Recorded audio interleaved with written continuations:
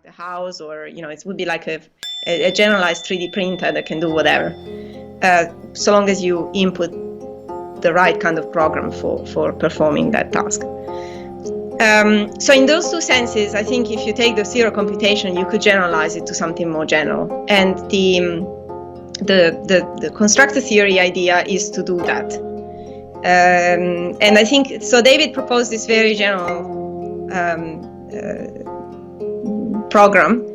And then I joined forces because I was then a PhD student here in Oxford, and I was interested in some of these ideas, and finally, actually, we ended up collaborating on something, which ended up being this work on information theory. And as we went along, with these problems, we realized that actually there could be more scope to this theory than it originally looked. And the current way in which I'm thinking of constructor theory is that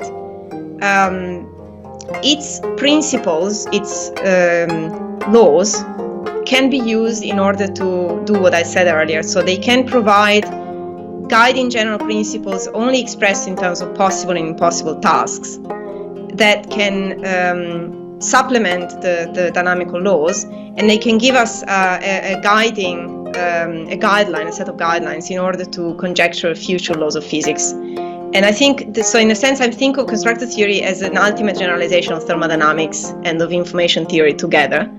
And that's actually the direction in which I'm pushing it at the moment with my research. And it's very exciting because it forces you to think of familiar concepts that you know from usual dynamical laws, usual laws of motion, from this different point of view, where the most fundamental statements are about tasks being possible or impossible.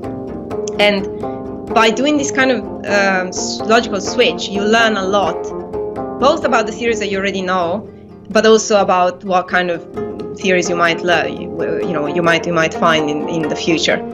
And so I think that's the current, the constructor theory is mostly at the moment still a program, so we are in the process of realizing it. But that's the logic behind it, and say where we are going at the moment.